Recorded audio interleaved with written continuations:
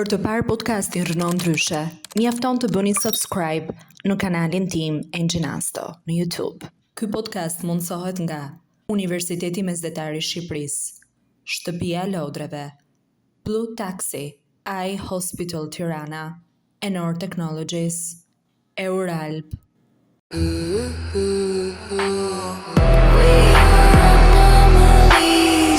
the system. We are anomalies in the system.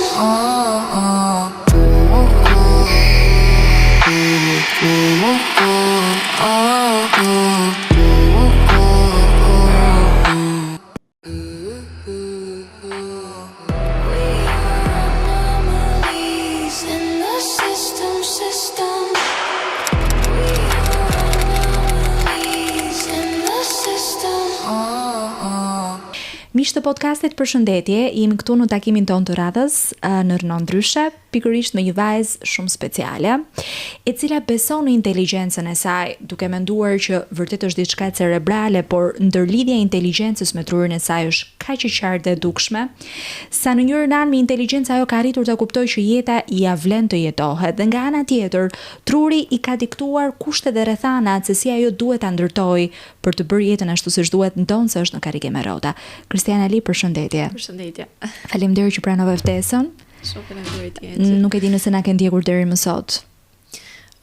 Po, kam ndjekur një podcast më përpara, kështu që jam shumë e lumtur që kam marrë edhe unë ftesën për të qenë këtu sot. E mendove përbrenda që mbase Enxhi do të më bëjë një ftesë? Po. Dashme shumë. Jo vetëm për shkak të njohjes që kemi, por edhe për shkak të faktit se ti je shumë pak e ekspozuar në aspektin mediatik. Të kam parë jo shumë aktive në shumë pak intervista, ti ke dashur që të flasësh dhe të rrëfesh për jetën tënde. Pse ka qenë kjo zgjedhje? Mendoj se është edhe ajo balanca që duhet të mbajmë, mbase nuk duhet që të ekspozojmë, mbase që në fillim. Sigurisht është edhe pjesa e familjes, pastaj puna që të marrë në të pjesën më të madhe të kohës dhe të energjisë. Dhe këtë pjesë kam lënë pak në plan të dytë, kështu që nuk është se kam dashur shumë të ekspozojmë, por dhe nuk kam pasur edhe shumë mundësi që të ekspozojmë. Pra po thua është për shkak të faktorëve rrethanor, koha, do të thënë dinamika e jetës, por nuk është se ka qenë një zgjedhje e brendshme jotja për të qëndruar jashtë kësaj gjëje. Sepse shpesh herë e folura publike është një nga frikrat më të mëdha që kanë njerëzit, dhe ndoshta ky lloj frike i step ata për të dalë përpara dritave të projektorëve dhe të flasin për jetën e tyre. Nuk ka qenë ky rasti yt apo jo?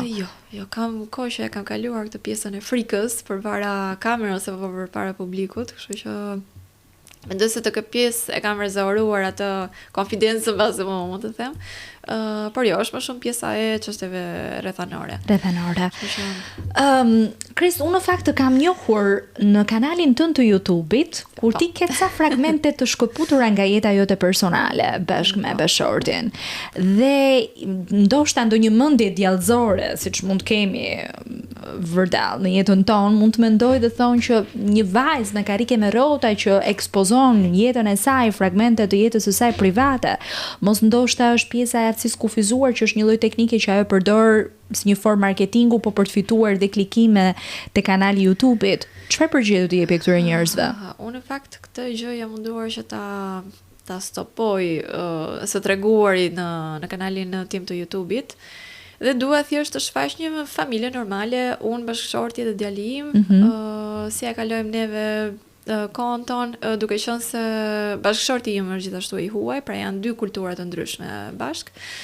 Dhe jam munduar gjithmonë që mos ta shfaq pjesën e të qenë një person me karrige me rrota. Kështu që sepse e di në momentin që unë shfaqem me karrige me rrota diku, gjëja kryesore që ndodh është pjesa e fokusimit vetëm në aftësinë time të kufizuar që kam, pavarësisht asaj që unë mund të tregoj, pavarësisht asaj që unë mund të them në një video të saktuar. Shumica e njerëzve fokusohen te përse ka këtë aftësi të kufizuar, çfarë ka ndodhur etj. Pra fokusohen vetëm te aftësia e kufizuar, gjë që unë e kam pasur të merr që e vogël. Jam munduar gjithmonë që të shfaq çfarë do lloj gjëje timen, dhe ta fshes sa më shumë pjesën e aftësisë kufizuar. Jo ta fshes, po ta lë më njan. Domethënë sepse nuk është ajo që ka rëndësi për mua, nuk është ajo gjëja kryesore që unë dua t'i shfaq tjetrit. Në fakt, të them të drejtën, unë në shumë intervista në pak intervista për të qenë sakt në rastin tënd, sepse ka pafund dhe personazhe me aftësi të kufizuar që e kanë shfrytzuar terrenin mediatik, shfrytëzim në kuptimin pozitiv të fjalës. Dhe unë jam përpjekur gjithmonë që të mos përsëris të njëjtat pyetje që krijon një lloj efekti përsëritës për audiencën dhe neve të ulemi bashkë dhe të diskutojmë të njëjtat gjëra që ti ke diskutuar diku tjetër. Pra sot unë në mënyrë kategorike nuk do dua kur të flas për historinë ku ne aftësisë tënde të kufizuar. Nuk dua të flas për mënyrën se si ti ke lindur bashkë me këtë problem apo se si ti e ke fituar gjatë jetës këtë problem. Por do flasim nga momenti ku ti je më këmbur, ke krijuar familjen tënde, bashkëtesa me një kulturë koreane dhe këtu dua pak të ndalem sepse kam shumë kuriozitet për të kuptuar çfarë karakteristikash ti ke evidentuar gjatë bashkëtesës tënde me bashortin tënd te kultura koreane. Pra diçka për cilën ti e kritikon vazhdimisht dhe ai e ka një traditë gjatë të fituar nga njerëzit e tij me të cilën është rritur. Në fakt, më shumë kritika janë nga ana e tij. Pra ka më shumë kritika për ty.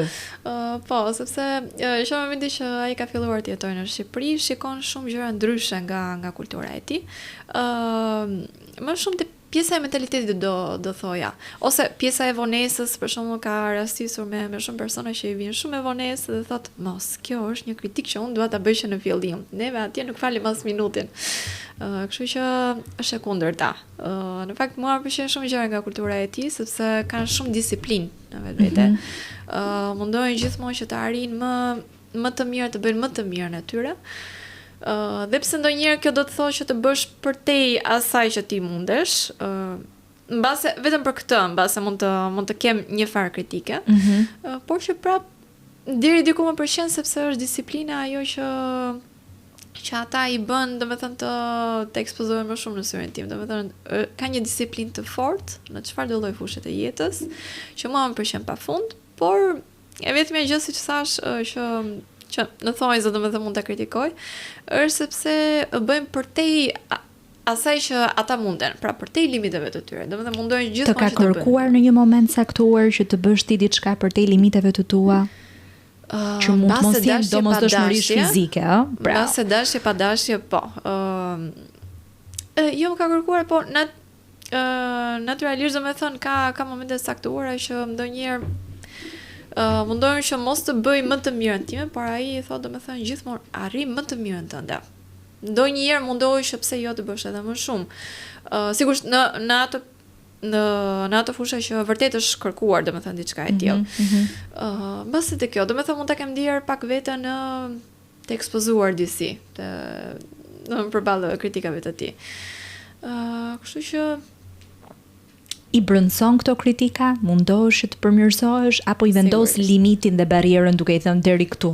Nuk mund të kërkosh diçka më tepër se ç'mund të përballoj një grua ose më tepër se ç'mund të përballoj një vajzë në karrike me rrota. Dhe nuk është se më ka kërkuar diçka të jashtëzakonshme, domethënë që ti vendos një limit apo një kufi të caktuar.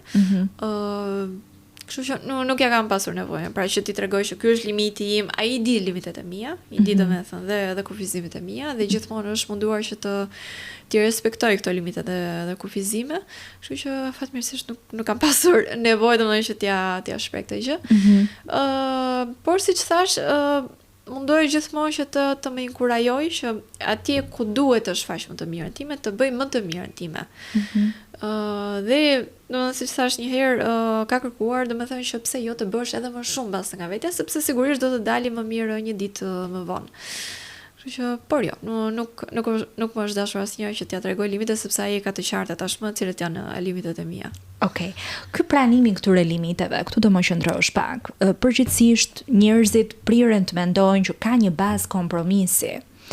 Në momenti ku ndërtohet një familje apo një martesë ku njëri nga partnerët paraqet një aftësi të kufizuar, që mund të jetë fizike dhe mund të jetë edhe të një natyre tjetër, mendore. Ka një kompromis, ekziston gjithmonë në martesa të tilla një kompromis apo ka dhe një dashuri të fortë të sinqertë që jo domosdoshmërisht lidhet pas një kompromisi? Në përgjithësi godasim pak me këto stereotipe djemt që janë me aftësi të kufizuar, sepse përgjithsisht ton kur janë në një martesë, ajo vajza gjykohet dhe thot ka diçka, pra ka një interes te ky djalë, sepse nuk e di se çfarë interesi tjetër mund të ketë në aspektin fizik. Pra paragjykohen shumë dhe martesa të tilla. Ti e ke ndier këtë lloj paragjykimi? Paragjykimi ka të tjerë patjetër. E kam ndier. Madje që përpara se të martohesha, të fejohesha dhe të martohesha, kam ndier paragjykime pafund. Kjo është shumë e vërtetë. Të tipit? Nga të afërm që mbase nuk është një gjë e mirë kjo që po bën, pra po lidhesh me dikë që nuk ka një aftësi të kufizuar dhe mbase ti do ja vështirësosh jashtëzakonisht shumë jetesën atij. Mbase nuk do arish që të krijosh dot familje, mbase do pendohesh një ditë. Ai sigurisht do pendohet. Domethënë, gjithmonë e vendosni në veten në këpucët e tij dhe mendonin që nëse unë do isha si ai, ma ka thënë dikush këtë, e di që një ditë do pendohesha dhe do largohesha. Kam pasur shumë paragjykime të tilla. Ose si e përgjigjur? Them drejtën, gjithmonë kam ndjekur zemrën time dhe mendjen time, opinionin tim përpara të tjerëve, sepse gjithmonë mendoj në fund të ditës jam unë ajo që duhet mendoj për veten time më shumë se sa të tjerët. Nëse dikush jep opinionin e tij, në fund të ditës ai do shkojë në shtëpinë e tij, në familjen e tij, do i rikthehet jetës së tij dhe opinioni i tij mbase fare përpara problemeve që ai person do ketë. Kështu që nëse se për atë nuk ka rëndësi ky opinion që po jep sot, pse duhet të ketë për mua? Domethënë jeta ime është e imja dhe nuk është as kujt tjetër. Domethënë pavarësisht se duket shumë e përdorur kjo si frazë, është e vërtetë. Është një vërtetë që nuk mund ta ndryshosh dot. Më the pak më përpara që dikush të kishte thënë që nëse unë do të isha në vend të atij një ditë do largohesha. E ndjen ti këtë frikë tek vetja ndonjëherë? E ke këtë frikë? Sigurisht. Që ai mund të largohet një ditë nga ty. Ai përpiqet që të bëj më të mirë që mos ta ndjej këtë frikë. E kam kuptuar shpeshherë, por që e ka arritur ta lexoj këtë frikë ai tek ty. Mendoj se po. E keni diskutuar ndonjëherë? E kam diskutuar pafund në fillim, sepse sigurisht dashuria nuk ka munguar asnjëherë mes nesh. Gjithashtu dhe respekti, besimi, por duhet të jemi realist. Kemi një problem fizik mes nesh. Në mes, po. Gjë që mund të krijojë problem në të ardhmen, siç e kishim menduar, por duhet të jemi realist. Në qoftë se ky kufizim që un kam do na japi kufizime të tjera që mund të përballemi me probleme mbase të pashmangshme dhe të pa rikuperueshme, apo jo, dhe çfarë mund të bëjmë ne? E kam diskutuar shpeshherë dhe shpeshherë i thoj që je i sigurt për këtë hap që po merr, përse po më zgjedh mua, por që gjithmonë i kemi dhënë të njëjtën përgjigje kësaj pyetjes së madhe, të kësaj lidhje që neve kemi krijuar dhe gjithmonë thoja me veten qoftë se është e thënë për të bërë, unë thjesht do qëndroj dhe gjithçka do marrë rrjedhën e duhur. Gjithmonë mendoja këtë gjë me veten time. Në qoftë se ai vërtet është i sigurt, e di që neve do përfundojmë bashkë. Në qoftë se ai nuk është i sigurt që në fillim, unë do e lë domethënë të lirë këtë pjesë dhe nuk do e vres shumë. Do të ftoja ta mendoje ndryshe pikërisht në këtë prizëm. Në dashuritë e mëdha gjithmonë ka pasiguri. Asnjëherë jeta nuk të ofron një siguri të plot, pavarësisht se ti e dëshiron pafund. Por mund të jenë incidente të jetës, të cilat patjetër nuk na ofrojnë një siguri shumë të madhe. Kështu që nuk je e vetmja që për hir të asnjë kufizuar ti ke këtë pasiguri brenda vetes tënde. Fryti i marrëdhënies tuaj është djali apo jo? Po. Emri i djalit? Fakta ai ka 2 emra. Ka 2 emra. Ka 2 emra. E kemi vendosur 2 emra sepse koreanët e kanë si stil që të vendosin 2 emra, nëse një nga prindrit është i huaj. Okej. Emri i tij zyrtar, le të them, domethënë i regjistruar është Hanel, është emri korean. Ka shumë kuptime, qell, parajs, paqe, këto janë ato kuptime. Dhe janë kuptime që ja ta shohan dhe jetës tënde, më së miri. Dhe emri shqiptar që neve i thrasëm, të paktën i thret mami, është Parit. Është një bashkim emrash deri diku, sepse nga unë për shkak ka vetëm shkronjani. Por është një emër që më ka pëlqyer shumë dhe mendoj që shkon shumë. Okej. Konfuzohet pak ai nga këto 2 emra ku gjyshet koreane thrasin ndryshe dhe gjyshet shqiptare thrasin ndryshe. Mundohemi që të bëjmë vetëm një emër, të mësohet të paktën deri në moshën 5-6 vjeç, pra sa të kuptohet domethënë tamam që vjen nga 2 kultura të ndryshme. Po. fokusohemi tek një emër, pavarësisht se mami im i thret në emrin Farid. Konfuzohet sigurisht. Konfuzohet më shumë në pjesën e gjuhës, sepse Kuptoj.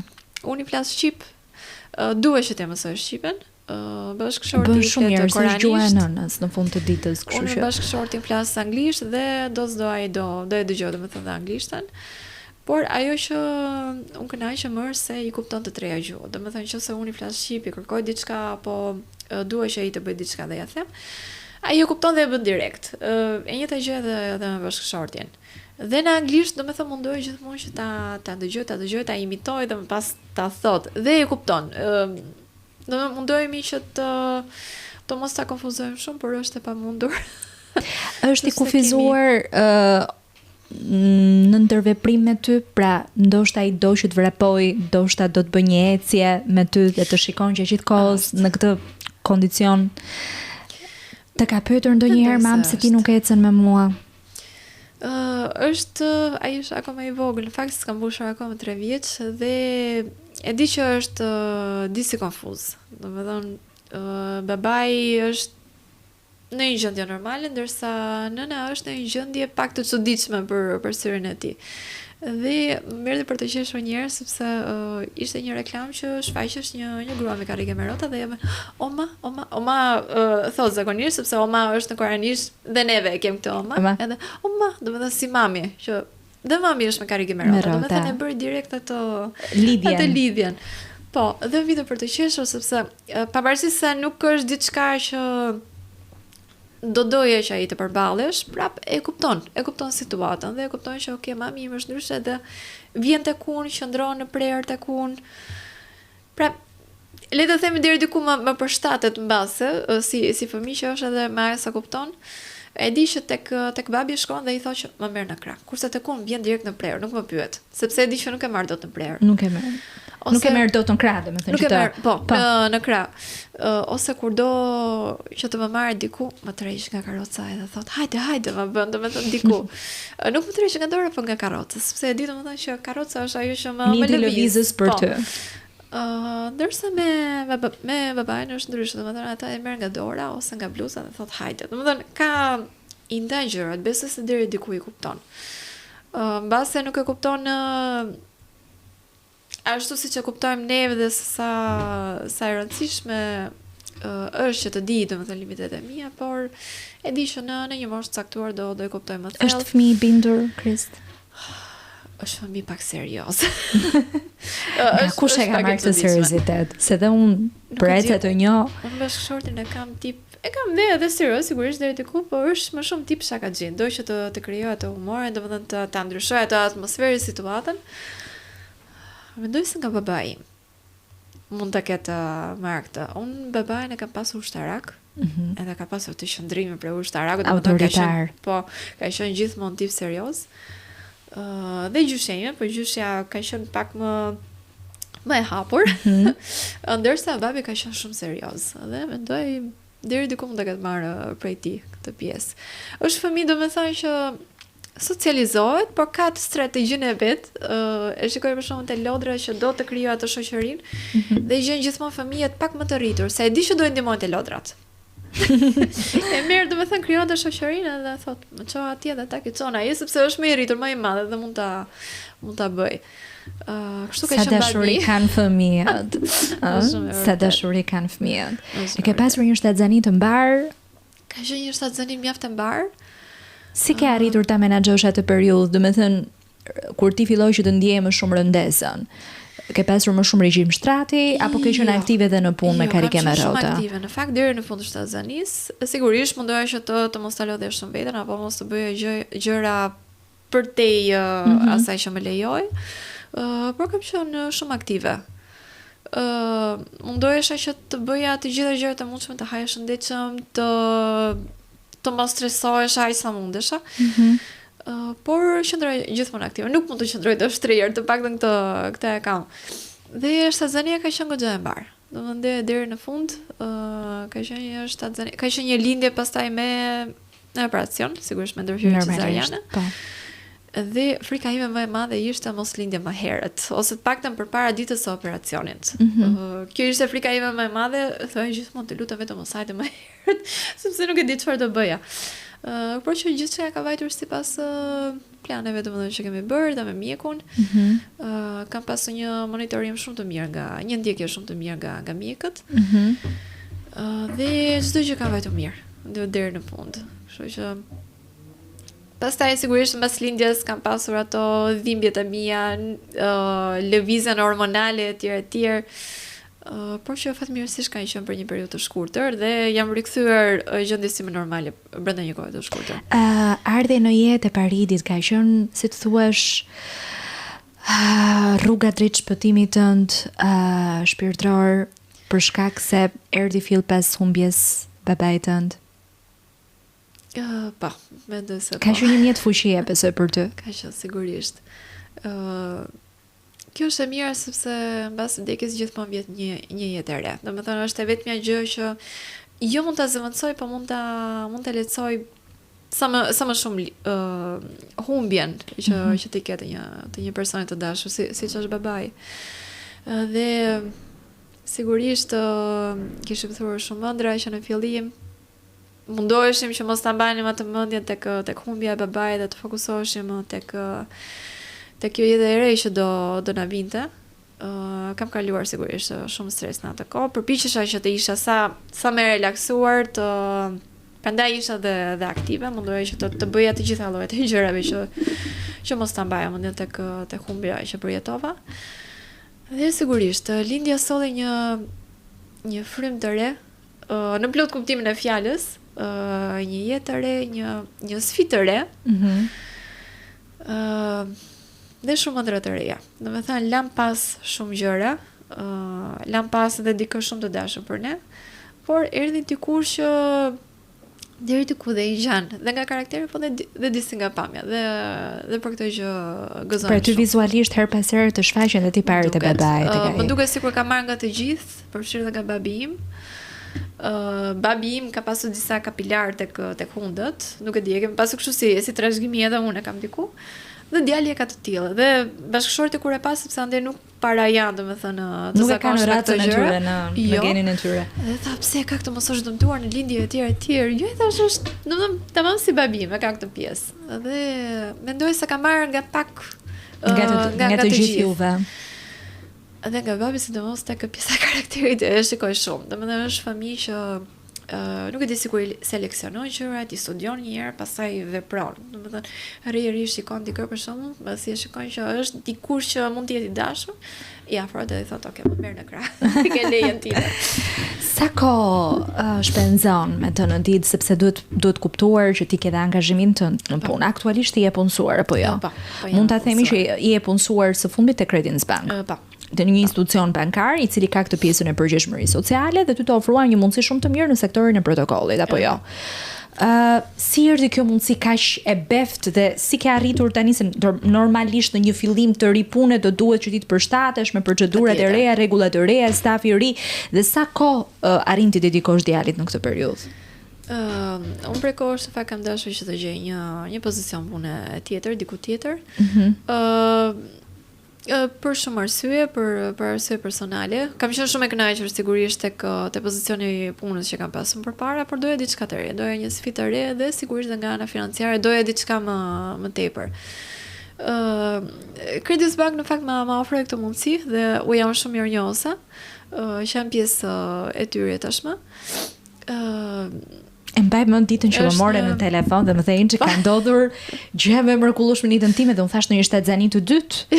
Unë atë prisja dhe më thënë jo, më kanë marrë Credit Bank në punë, më komunikuan ofertën financiare. Dhe për kohë që të punoja atje, nuk e di më përqendë shumë që të isha pjesë e stafit të Credit Bank dhe jam lumturuar jashtëzakonisht shumë kur më thanë që je shpatë fituese për pozicionin që kisha aplikuar. Dhe tashmë jam punojse e Credit Bank. Ishte rezultat i një përpjekjeve të vazhdueshme për të punësuar aty apo ke pasur intervista të tjera pafund për të ndryshuar pozicionin që kishe te Bashkia e Tiranës? Kam aplikuar kudo. Ke aplikuar kudo. Po si të kanë ecur aplikimet? Jo dhe aq mirë, jo dhe aq Pse? mirë, sepse një pjesë e mirë e tyre nuk është se më ktheni përgjigje, po ose jo, sepse unë dua thjesht një përgjigje, nëse bëhet, okay, nëse s'bëhet, Po, dua që ta prisje marr këtë një përgjigje pas intervistës vizualisht që kishe bërë me ta, apo pas faktit që ti ja kishe cilësuar që unë kam kushtet veçanta? Në të dyja kanë vështrimet. Dërgoja CV-n time kudo, siç thash, në shumë institucione, në drejtori të ndryshme etj. Domethënë ku të mundesha, madje edhe në punë që s'kishin lidhje fare me profesionin tim, që ishin punë të thjeshta call center etj. Por që shpeshherë nuk më kthenin përgjigje për aplikimin që bëra, disa prej tyre më kërkonin për intervistë dhe nuk më kthenin fare përgjigje mbas intervistës, gjë që është gjë më e tmerrshme për dikë që kërkon punë dhe do një përgjigje po ose jo që ta di dhe mos ta mbaj domethënë në mendjen atje dhe të vazhdoj të kërkoj diku tjetër. Cilat kanë qenë arsyet e refuzimit? Dihem pak a shumë, por Nuk është se më kanë dhënë një arsye fikse, por të paktën ata që më kanë kthyer përgjigje më kanë thënë pjesë e infrastrukturës, nuk e dim se sa mund të jetë e përshtatshme që të punësohesh tek ne, sepse nuk e dim se sa mund të ta ofrojmë, domethënë komoditetin për shkak se përdor domethënë karrige me rrota. Gjë që okay, mirë kuptoj sepse është diçka që nuk mund ta ndryshoj dot, domethënë në një pjesë të mirë të tyre. Ka pasur në një kompani që të ka bërë të ndihesh keq me përgjigjen që të ka dhënë. Pra nuk ka qenë një përgjigje politikisht korrekte, po themi, por ka qenë e një natyre pak Jo, mua ajo që më ka dhëmbur është pjesa e moskthimit të përgjigjes. pra lënia në heshtje. Po. Rënë në heshtje dhe pas një përgjigje, qoftë pozitive, negative, nuk ka rëndësi. Thjesht kam kërkuar gjithmonë përgjigjen. Sepse gjëja e parë që ne mendojmë që na vjen natyrshëm sigurisht është mbas aplikimit që neve bëjmë diku është pjesa ata do më kthejnë përgjigjen nëse është një përgjigje pozitive dhe më kërkojnë për intervistë, do mundojmë që të bëjmë më të mirën time. Do mundojmë që të studiojmë më shumë për institucionin ku po aplikoj, pra ti merr atë kohën tënde që ti mendon se të nevojitet për të përgatitur dhe ti përgatitesh sa më shumë për të dhënë intervistën në këtë institucion. Dhe në momentin që ti nuk merr asnjë përgjigje që do kryesh intervistën tek ne ose jo, ty e gjitha jo ndër të bie poshtë, domethënë e gjitha një mundim dhe ajo që është shpenzuar për këtë gjë të bie poshtë dhe kjo mungesë e përgjigjes vjen ndoshta si rezultat i faktit që nuk e vlerësojnë kategorinë tuaj, nuk e konsiderojnë dhe që nuk e konsiderojnë se kjo reflektohet që nga mungesa e infrastrukturës kjo nuk diskutohet, por fakti që nuk marrin guximin të bëjnë një apo përpiqen për të bërë një email apo një njoftim në mesazh, na vjen keq, por kjo heshtje është vërtet vrestare, ke të drejtë për këtë pjesë. Mbase dhe jam munduar që kushdo nga ne do ndihej keq. Te disa prej tyre të mos ta them që në fillim që kam mjaftësi të kufizuar. Dhe prap këndoj një të që. Kështu që nuk jam shumë e sigurt domethënë nëse është për diagnoza ajo që i ka tërhequr në lënje në heshtje të gjithë situatës. Ka pasur ndonjë rast që ti do ta ndash me ne publikisht ndonjë kolege tënde që është në aftësi të kufizuar karrige me rrota, që ka pasur vështirësi në intervistë, që ka pasur pyetje jo etike gjatë intervistës? Apo ndonjë rast që mund të ketë patur pavarësi të çështjes së genderit gjinore, pra është favorizuar më shumë një djalë me aftësi të kufizuar sesa një vajzë me aftësi të kufizuar? Ka qenë një rast i tillë, po para shumë viteve, kur kam qenë ende studente. Ka qenë ajo periudha që të gjithë donin të aplikoni kudo, qoftë edhe pa pagesë, thjesht që të merrnim ato eksperiencën. Ka qenë një vajzë që njihja, më duket se ajo tani është larguar nga Shqipëria, që donte që të fillonte në një zyrë notariale, ka qenë notari dhe avokati, së bashku punonin ata.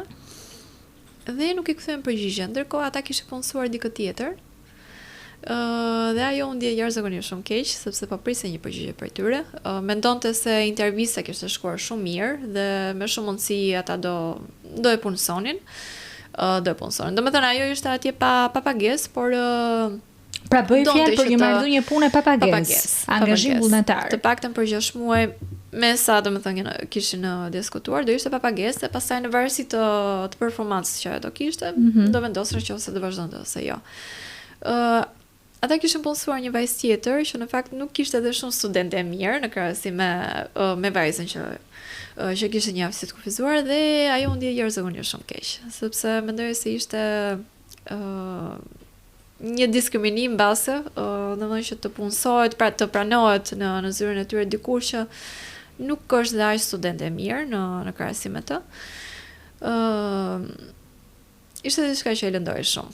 Dhe para disa vitesh mora vesh që ishte larguar nga Shqipëria, kishte gjetur një mundësi diku jashtë. Dhe është atje, është e lumtur, domethënë ka vazhduar jetën e saj atje dhe ka krijuar karrierën e saj. Pra dhe ajo tek pjesa e lëvizjeve migratore, largimit dhe distancimit nga një vend në cilën nuk ndihet i pranuar. Është diçka që fatkeqësisht ndodh random. Po kjo shoqata karikeve me rrota më tregon pak, Krist, a ju ka ndihmuar në gjenerimin e varianteve dhe alternativave të ndryshme të punësimit? Për çfarë ju ka shërbyer konkretisht shoqatat e karikeve me rrota? Mendoj se shoqatat mundohen që të bëjnë më të mirën e tyre, por sigurisht ka shumë angësi. Mendoj se Të tipit? që tek mjeti ndihmës që ne përdorim karrige me rrota, e kemi shumë të vështirë për ta gjetur. Dhe në qoftë se e gjejmë, neve gjejmë një që nuk është fare përshtatshme për ne, sepse karrige me rrota për ne është si këpucë që ne veshim, që duhet të jenë sa më të sakta me këmbë, të jenë sa më të rehatshme. Unë vetë personalisht e kam vuajtur këtë gjë. Dhe mbaj mend sidomos në fillim fare kur unë jam paralizuar, kam pasur një karrige me rrota shumë të madhe, që mund të isha dhe fëmijë, domethënë që kam qenë një fëmijë shumë ishte praktikisht për 2-3 fëmijë, jo vetëm për 1 fëmijë, po unë atje mund të futesha 2-3 herë, nuk ishte fare praktike për mua. Por nga e keqja sigurisht më duhet që ta pranoja sepse nuk mund të lëvizja në asnjë lloj forme tjetër veçsa me karrige me rrota. Për tek ju ka ndihmuar në variante tani çfarë ti je një adulte, profesioniste.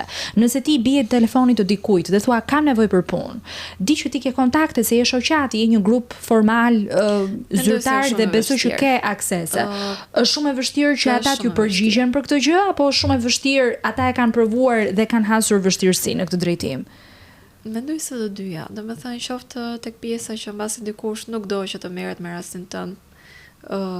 Jo personalisht, nuk është se, po me të dëgjuar domethënë nga të tjerët që kanë njëftë si të kufizuar dhe janë përpjekur domethënë që të kërkojnë një farë ndihmëse nga një organizat. Nuk është se u janë gjendur pranë. Pastaj mundësi çfarë ata mund të gjejnë, besoj kjo është një gjë tjetër. Sepse për të kërkuar punë sot është shumë e vështirë.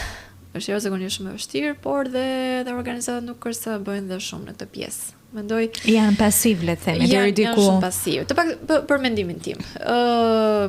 Mendoj se hera herës fokusohen te disa gjëra që nuk janë bazike për ne. Njerëz të cilët ndajnë të njëjtën problematik me të fizike dhe janë munduar që nën petkun dhe nën logon e shoqatës së tyre të kenë abuzuar me fondet, me projektet.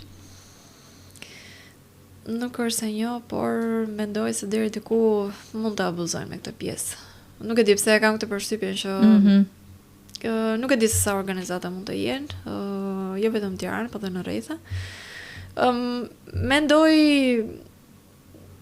që deri diku mund të kenë abuzuar. Nuk e di, e kam këtë ditë se unë personalisht nuk është se kam dashur që të merrem shumë me organizatat apo fondacione që për cilën arsye, nga shteti të paktën.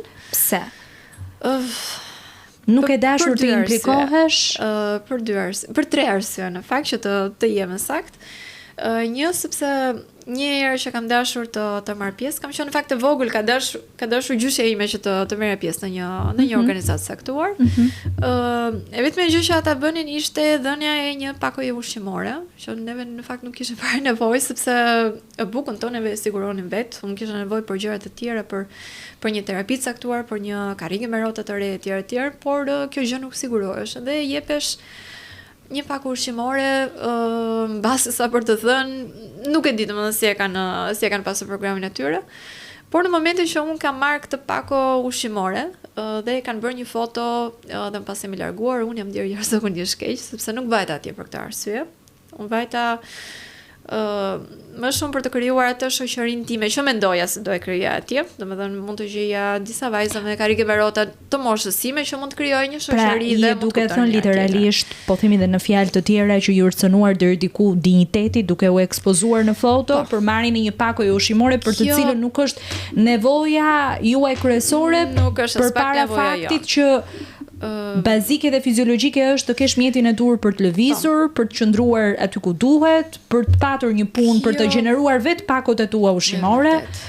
Kjo në fakt ka ndodhur para shumë vitesh, nuk ka ndodhur tani, nuk e mbaj mend A cila vazhdojnë të organizat ndodhin ka ende? qenë. Vazhdojnë të ndodhin ende aktivitete mendoj vetëm se një ditore, pra organizime sipërfaqësore për të justifikuar fondet.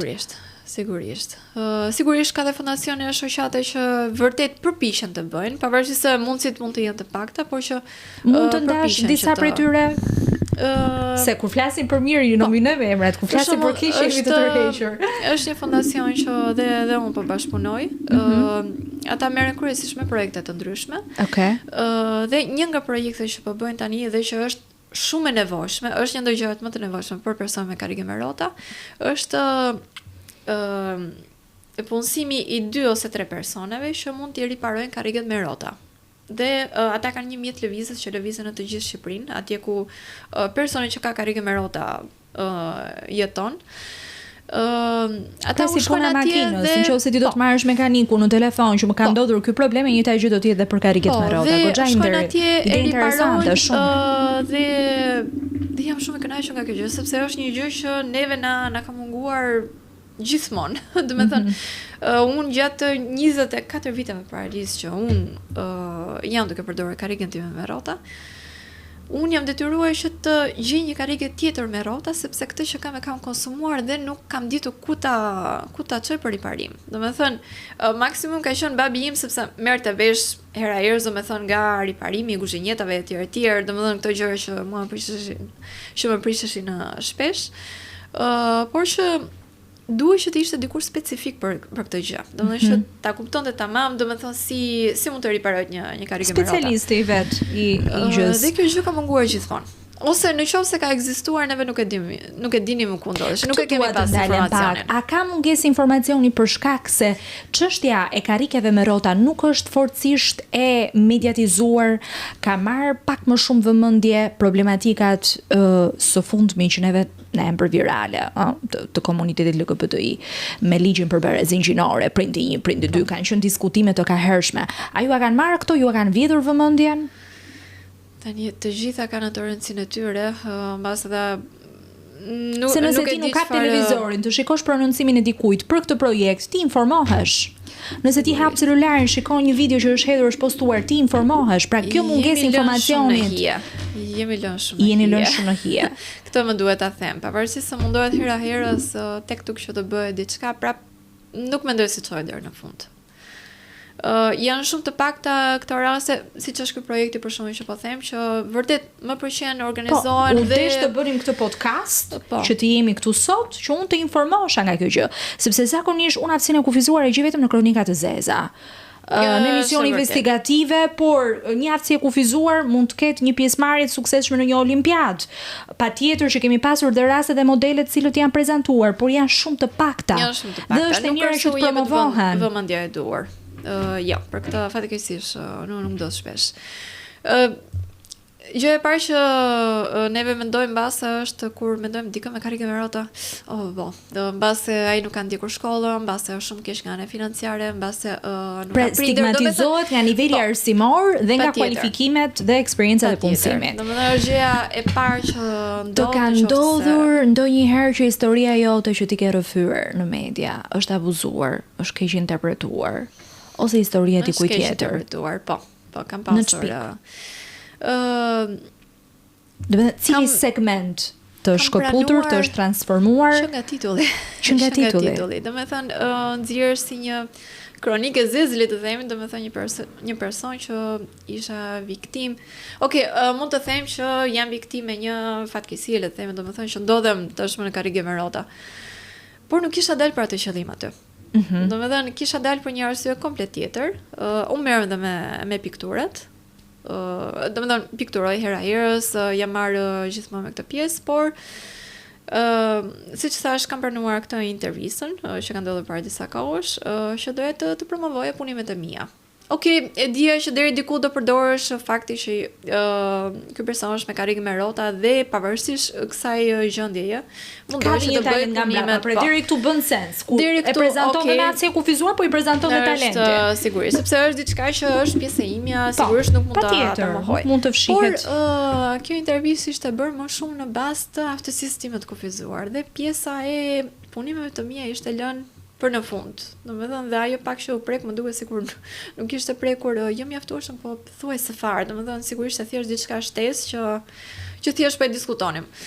Dhe për këtë jam ndjer keq, realisht, sepse nuk ishte fare ajo gjë që unë prisja. Isha nisur për diçka tjetër dhe diçka tjetër doli. Ja the personit? Ja thash, nuk është se më kthej përgjigje. Pra dhe aty kishe heshtje. Kisha heshtje. E dija që personi ishte moderatori i programit. E dija që kjo do bësh më shumë për klikime, thjesht do të ishte klikime të shkonin për atë fokus që unë doja.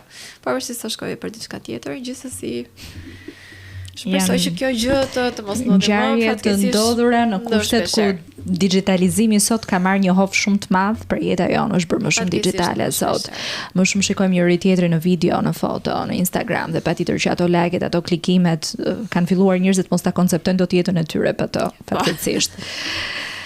Të ndihmoj shoqata të gjejë universiteti mesdhetar, si mbërritet deri te ky universitet? E kam gjetur vetë. E ke gjetur vetë? Është dëshira ime që të jem pjesë e universitetit mesdhetar. Kam aplikuar që në momentin e parë, s'kam parë fare për universitete të tjera. Vetëm 2 aplikime që kam bërë në fillim për në shtet, edhe pse e dija që fitoja nuk do shkoja, sepse ishte pjesa e infrastrukturës. Por që këtu kam dashur vetë.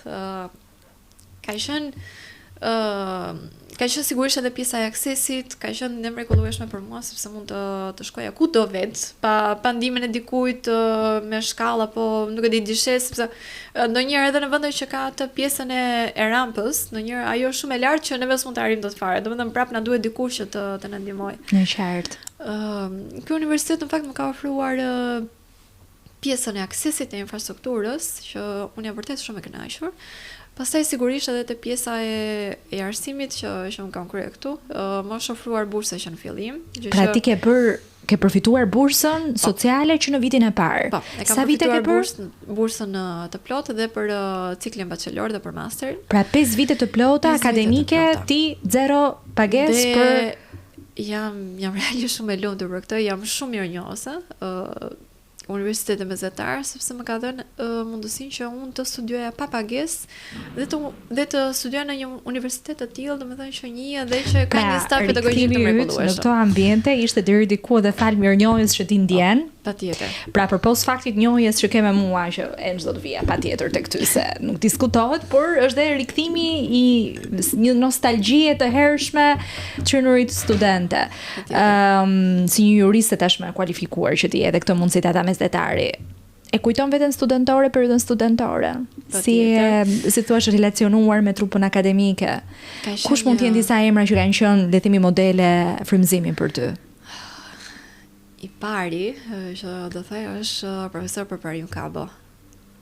E dua shumë dhe përshëndes shumë nëse ai e shikon këtë video, realisht e përshëndes dhe e përqafoj nga larg. Mbase nuk e di nëse mund ta takoj në rastisht këtu në ambientet e universitetit. Patjetër do ta kemi edhe në episodet e tjera.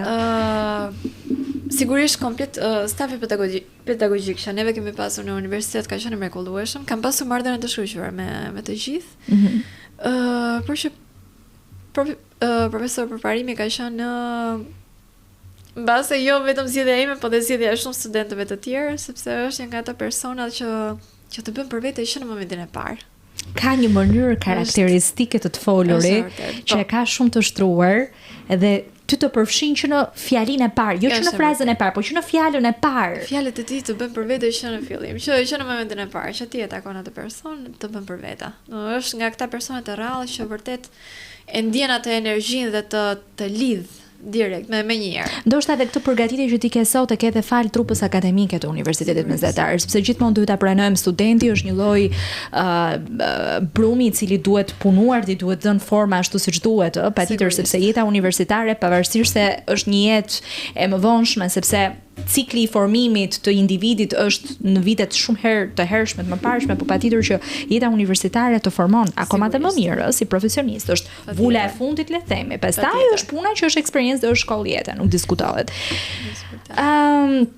Aktualisht planet e tua për 2026-ën, mendon që paritin ta bësh me një vëlla apo me një motër, apo mendon që është e parakoshme akoma? Mendoj se është herë.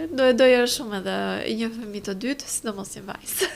Kam dashur gjithmonë që të kem një djalë dhe një vajzë. Edhe të ftuarën që kemi pasur episodin më përpara, kështu na tha.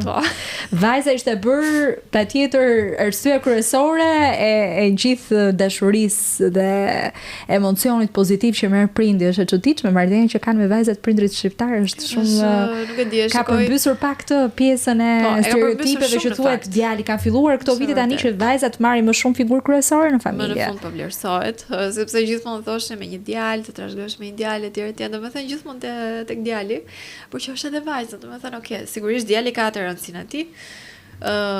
A ka patur vllajut këtë lloj rëndësie në familjen tuaj? Në fakt kemi pasur vëmendjen e njëjtë të dy. Unë vetë ta them. Mbase deri diku unë më shumë për shkak të problemeve fizik që kisha. Por që deri diku e kemi pasur të dy vëmendjen, sepse dhe ai ka një aftësi të kufizuar të tij. Në fakt ai më porosit gjithmonë që mos fol për mua këtej. Por që më duhet ta them.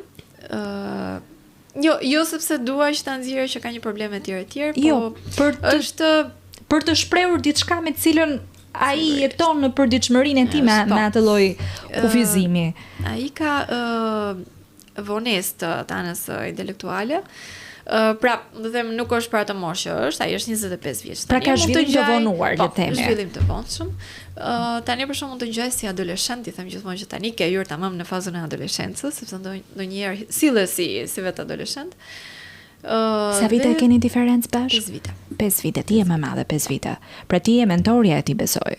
Po. Unë ke marr figurën e nënës, figurën e protektores. Themi gjithmonë që unë kam qenë mendja e tij, ai ka qenë këmbë e mia. Kemi ndihmuar gjithmonë njëri tjetrin. Kemi ndihmuar. Dhe unë bëj sheve për këtë gjë, sepse kemi qëndruar gjithmonë pranë njëri tjetrit. Sigurisht unë më shumë sepse është i punësuar Krist. Jo, për momentin jo. Dhe ai prej kohësh ka dashur që të punësohesh diku. Ai vetë ka mbaruar shkollën e kuzhinës, është ndihmës kuzhinier. Do që të punësoj diku, por është jashtëzakonisht shumë e vështirë. Sidomos për persona që kanë një problem kufizim intelektual, pra që ka një prapambetje nga e lehtë deri e moderuar dhe deri tek më e rënd mendore. Si ti është prapambetje e lehtë, mund të themi, pra nuk është se ka atë gjendjen e rënduar që mund të mos kuptohesh me të ose mund të ketë një lloj mund të jetë një lloj agresori për dikë tjetër, ëh? Nuk është ky lloj rasti. Ka qenë i punësuar diku më përpara? Ka qenë njëri i punësuar, nuk është më i punësuar atje. Tani po kërkon domethënë që dhe ai po aplikon kudo, po mundon që ta ndihmojë. Arsye e largimit ka qenë vetë vendimi i tij, besoj? Se nuk gjeti ndoshta terrenin e përshtatur apo nuk u përshtat të puna që ishte. Nuk u përshtat. Nuk u përshtat. Ai donte që të vazhdonte atje, por ne shikonim që vetë vendi i punës nuk është se mi pritet aq mirë. Ata bën më të mirën e tyre, sigurisht, por erdhi momenti që menduam se ishte më mirë që ai të largohesh prandaj. Babaju ti kur të ka kërkuar një premtim që do t'i bëja që ti një ditë ta ecje. Po. Mendon që duhet ti përforcosh terapit, fizioterapin? Sigurisht. Për të arritur këtë lloj qëllimi? Sigurisht. Je duke punuar me veten fort për këtë pjesë apo veten tënde tani duke qenë si e bër nën, e ke lënë më njan dhe je e fokusuar? Ta kem lënë distin bazdore, e pranoj, është një ndër gabimet e mia, por që kur bëhesh me fëmijë sigurisht pjesën e madhe ta tërheq ai natyrisht. Sigurisht do të kaloj tek ai. Pastaj është edhe dinamika e jetesës, puna, del diçka, del një projekt etj që ti vërtet do që ta ndjekësh. Dhe ndonjëherë vetja jote është ajo që ngelet për në fund. I vendos të gjitha domethënë në plan të parë dhe ti ngelesh e fundit ose në plan të dytë. Me pasqyrën, domethënë kur ti del përpara. Në një çast të caktuar ti ke një mik të brëndshëm. Çfarë i thua ti mikut tënd të brëndshëm? Ai ka folur gjithmonë aty mikut të brëndshëm. Vazhdoni flet? I flas gjithmonë. Dhe çfarë i thua? I them, mos trego budallashe. Bëj ato gjëra që duhet. mos dil nga ai fokus që ti duhet të kesh, sepse më ndodh gjithmonë. Më ka ndodhur që në fillim, të them drejtën, që në momentin e parë që jam ulur në një karrige me rrota, që ma ka marrë mendje le të themi ato gjërat e tjera, shkolla sigurisht, miqësia, lodrat e tjera, sepse kam qenë fëmijë. Dhe duke u rritur nuk fokusohesh gjithmonë tek ato gjëra që duhen. Por tek ato gjëra që mbase ty nuk të takojnë që ti bësh tani. Ose them gjithmonë për shembull, nuk e di, dua të udhtoj ose dua të bëj diçka tjetër, dua të shkoj në Pogadec, për shembull, një nga gjërat që doja shumë të bëj si vit, vajta dhe lash vetëm pastore. Dhe aty gjithmonë i dal vetes përpara pasqyrë, them duhet të bësh ato gjëra që duhet. Do të jepi vetes forca, sepse mundësit i ke. Është ndryshe kur nuk i ke mundësit dhe ti përpiqesh pafund, por në fund fare dihesh që nuk mund të bëhet, ose ka një përqindje shumë zero, thuajse zero, që nuk do të dalë ai rezultat që ti kërkon, por në kushte që u ndodhem, është diçka që mund të bëhet, dhe përderisa është diçka që vërtet mund të bëhet, pse jo? Është gjithmonë i bërtas vetes time. Unë realisht e uroj me gjithë zemër dhe kam një bindje të brendshme të fortë, se unë të fola pak më përpara për inteligjencën. Ti një vajzë që inteligjencën ka një lidhje shumë të fuqishme me trurin, pra ti i jep sinjale trurit tënd vazhdimisht. Duhet bëj këtë, duhet bëj këtë, duhet bëj atë. Dhe unë jam shumë e bindur që do vi momenti i duhur kur ti do e shikosh botën në një kënd tjetër. Jo nga këtu ku ti po e shikon sot, por në një kënd tjetër, sepse kjo vjen dhe buron nga gjithë aftësia dhe fuqia jote që është nga mendja. Është mendja ajo që i jep komanda trupit.